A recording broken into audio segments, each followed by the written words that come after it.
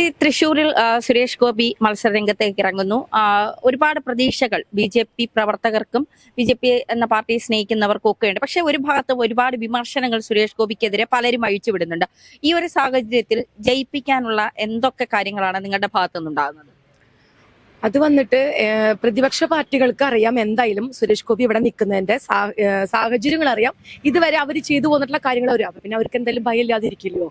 അപ്പൊ പിന്നെ അനാവശ്യ കാര്യങ്ങളും അവർക്ക് എന്തൊക്കെയാണ് നെഗറ്റീവായിട്ട് അതും അല്ലാണ്ട് അവരുടെ സ്ഥാനാർത്ഥിനെ വിജയിപ്പിക്കാൻ വേണ്ടിയിട്ടുള്ള ഒരു കാര്യങ്ങളൊന്നും പ്രതിപക്ഷ പാർട്ടികൾ ഇപ്പൊ ചെയ്യുന്നില്ല എന്നാണ് മനസ്സിലാക്കാൻ കഴിഞ്ഞിട്ടുള്ളത്. അവർക്ക് സുരേഷ് ഗോപിനെ എങ്ങനെ തോൽപ്പിക്കാം, അല്ലെങ്കിൽ ഭാരതീയ ജനതാ പാർട്ടിയെ എങ്ങനെ പിന്നോട്ട് വെക്കാം, ആ ഒരു കാര്യമാണ് അവർ മുന്നോട്ട് വെക്കുന്നത്.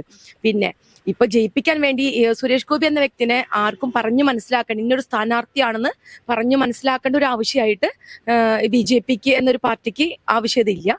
പക്ഷെ എന്നിരുന്നാൽ തന്നെ ഇപ്പൊ തന്നെ ഒരു സാധാരണ പെട്രോൾ പമ്പിൽ നിൽക്കുന്ന ഒരു ചേച്ചി എന്നോട് പറഞ്ഞത്, ഞങ്ങൾ ഇതുവരെ 2 പാർട്ടിക്ക് മാറി മാറി ചെയ്തു, ഇനിയും ജീവിച്ചിരിക്കുന്നുണ്ടെങ്കിൽ ഈ 5 വർഷം അവരൊരു സ്ഥാനാർത്ഥിയായി വിജയിച്ച് MP ആയി കേന്ദ്രമന്ത്രിയായി വന്നിട്ട് 5 വർഷം കഴിയുമ്പോൾ അവർക്ക് തിരിച്ചു ചോദിക്കാലോ. ആ ഒരു അങ്ങനത്തെ സാധാരണക്കാരുടെ ഉള്ളിൽ നിന്നിട്ടുള്ള ഒരു മറുപടിയാണ് ഇപ്പോ ഏറ്റവും പ്രതീക്ഷയായിട്ടുള്ള വിജയിക്കും എന്നൊരു ഉറപ്പോട് കൂടിയിട്ട് ഭാരതീയ ജനതാ പാർട്ടി മുന്നോട്ട് നയിക്കുന്നത്. ഇതിന് മറ്റൊരു കാര്യം, ബി.ജെ.പി എന്ന പാർട്ടിയിൽ ഏറ്റവും കൂടുതൽ സ്ഥാനങ്ങൾ, അത് ചെറിയ സ്ഥാനങ്ങളായാലും ഉയർന്ന സ്ഥാനങ്ങളായാലും ഒക്കെ വഹിക്കുന്നത് സ്ത്രീകളാണ്.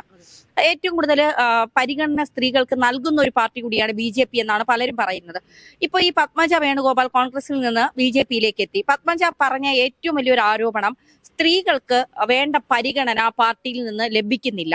മാത്രമല്ല, എത്ര ഉന്നതന്റെ മക്കളായാലും പെണ്ണായി തീർന്നാൽ പരിഗണന ഇല്ല എന്നുള്ളതാണ്. നമുക്കും അത് മനസ്സിലാക്കിയാൽ കാണാൻ സാധിക്കും. ഇടതുപക്ഷത്തായാലും കോൺഗ്രസിലായാലും സ്ത്രീകളുടെ ഒരു കടന്ന് വരവ് എങ്ങനെയാണ്, എത്രത്തോളം ഉണ്ട് എന്നൊക്കെയുള്ളത്. പക്ഷെ ബി.ജെ.പിയെ സംബന്ധിച്ച് അങ്ങനെയല്ല. എങ്ങനെയാണ് ബി.ജെ.പിയിൽ സ്ത്രീകൾക്ക് നൽകുന്ന ഒരു, ഇപ്പൊ ഈ പത്മജയുടെ വരവ്, അതൊക്കെ എങ്ങനെയാ കാണുന്നത്? തീർച്ചയായിട്ടും ഞാനൊരു സ്ത്രീയാണ്. ഞാൻ ഭാരതീയ ജനതാ പാർട്ടിയിലെ ചുമതല ഏറ്റെടുത്തിട്ട് 10-15 വർഷമായിട്ടുണ്ട്. ഇതുവരെയ്ക്ക് അങ്ങനെ ഒരു വേർതിരിവ് എന്റെ അനുഭവത്തിൽ ഉണ്ടായിട്ടില്ല. എവിടെ ചെന്നാലും ഏത് പാർട്ടിയുടെ ഏറ്റവും താഴെത്തട്ടിൽ ബൂത്തിൽ പ്രവർത്തിക്കുന്ന അമ്മമാർക്കായാലും അവർക്ക് ആ പാർട്ടി ഒരു സ്ഥാനം തന്നിട്ടുണ്ട്. അതൊരു സ്ത്രീ എന്ന് ഞങ്ങളുടെ ഭാരതാംബ, അതന്നെയാണ് ഞങ്ങളുടെ ഭാരതമാതാ കി ജയ്. ഭാരതമാതാ സ്ത്രീയാണ്, സ്ത്രീക്കാണ് അവിടെ മുൻഗണന തന്നിട്ടുള്ളതും തരുന്നതും ഇനി തരാൻ ഉദ്ദേശിക്കുന്നതും ചെയ്തുകൊണ്ടിരിക്കുന്നതും. അതെന്തായാലും ഭാരതീയ ജനതാ പാർട്ടിയിൽ പ്രതീക്ഷിക്കാം. എനിക്ക് തോന്നുന്നു ഇപ്പൊ ഈ പത്മജ ചേച്ചിയുടെ ഒരുപാട് വേദനകളോട് കൂടിയിട്ടാണ് അവര് ഈ പാർട്ടിയിലേക്ക് കടന്നു വന്നിട്ടുള്ളത്. ആ ഒരു വേദന ഇവിടെ നിന്നിട്ട് അവരിപ്പോ കടന്ന് കാലെടുത്ത് വെച്ചിട്ടേ ഉള്ളൂ, പൂമുഖത്ത് എത്തിയിട്ടുള്ളൂ. അവര് വന്ന് ആ ഒരു വേദന അവർക്ക് ഈ പാർട്ടിയിൽ നിന്ന് ആ വേദന അനുഭവിച്ചിട്ട് ഒരുപാട് സന്തോഷത്തോടു കൂടി അവർ ഈ പാർട്ടിയെ പ്രതിനിധിച്ചു കൊണ്ടുപോകുന്നതാണ് പറയാനുള്ളത്. ഈ വലിയ സ്ഥാനങ്ങളിലൊക്കെ ഇരിക്കുന്നോണ്ട് പറയാണ്, പത്മജ വേണുഗോപാൽ ആയിരിക്കും എറണാകുളത്തെ സ്ഥാനാർത്ഥി. അതൊക്കെ പാർട്ടിയുടെ തീരുമാനങ്ങളാണ്. നമ്മൾക്ക് പാർട്ടി എന്താണോ പറയുന്നത്, അതൊരു ബൂത്ത് തലത്തിലായാലും പാർട്ടി എന്താണോ നിശ്ചയിക്കുന്നത് അത് നമ്മളെ ഏൽപ്പിച്ച പ്രവർത്തകർ ആരായാലും അത് ഭംഗിയായി ഏറ്റെടുക്കുക, പ്രവർത്തിക്കുക, വിജയിപ്പിക്കുക. അതാണ് നമ്മുടെ ലക്ഷ്യം. ഓക്കെ.